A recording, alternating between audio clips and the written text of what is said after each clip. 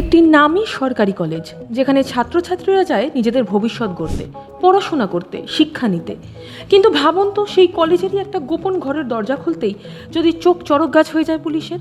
টেবিলের ওপর থরে থরে সাজানো লাখ টাকা, ঘরের কোণে লুকিয়ে রাখা মারাত্মক মারাত্মক অস্ত্র, আর ভেতরে বানানো একটা বিলাসবহুল গোপন বেডরুম।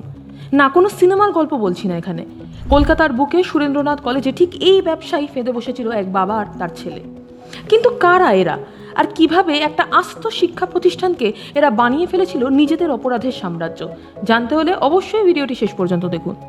ঘটনাটি ঘটেছে কলকাতার ঐতিহ্যবাহী সুরেন্দ্রনাথ কলেজে।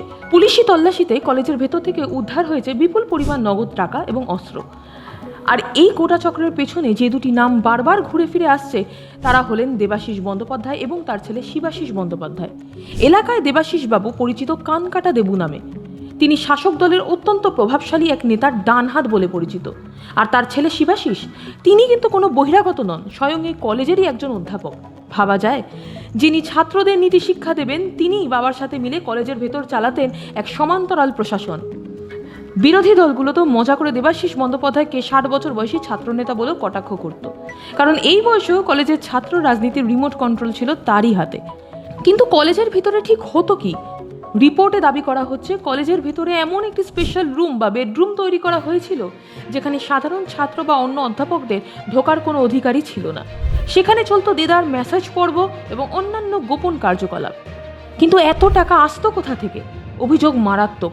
প্রতি বছর যখন কলেজে অ্যাডমিশন বা ভর্তির প্রক্রিয়া শুরু হতো, তখন সাধারণ গরিব ও মধ্যবিত্ত ছাত্রছাত্রীদের থেকে ভর্তি করিয়ে দেওয়ার নামে লাখ লাখ টাকা তোলাবাজি করা হতো। সাধারণ মানুষের রক্ত জল করা সেই টাকা সরকারি তহবিলে না গিয়ে সোজা ঢুকতো এই বাবা ছেলেরই পকেটে। আর কেউ যদি এর প্রতিবাদ করার সাহস দেখাতো, তার জন্য ঘরের কোণে মজুদ রাখা থাকতো ধারালো অস্ত্র আর গুন্ডা বাহিনী। এতদিন পর্যন্ত এদের দাপটে কলেজে কেউ মুখ খোলার সাহস পায়নি। কিন্তু এবার পরিস্থিতি বদলেছে।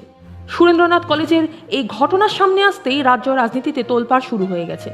শিক্ষা ক্যাম্পাসে কিভাবে বছরের পর বছর এই চোর চিটিংবাজ আর দুর্নীতিবাজরা রাজত্ব চালালো, তা নিয়ে উঠছে বড় সড় প্রশ্ন। ইতিমধ্যেই পুলিশে এফআইআর দায়ের করা হয়েছে এবং পুলিশ তদন্তে নেমেছে। সাধারণ মানুষ এবং ছাত্র সমাজ এখন একটাই দাবি তুলছে, এই অপরাধীদের শুধু ক্যাম্পাস থেকেই নয়, সমাজ থেকেও দূরে সরিয়ে উপযুক্ত শাস্তি দেওয়া হোক। একটা কলেজের ভেতরে অধ্যাপকদের একাংশের এমন রূপ নিয়ে আপনার কি মতামত? এই দুর্নীতি সিন্ডিকেট রুখতে কি ব্যবস্থা নেওয়া উচিত?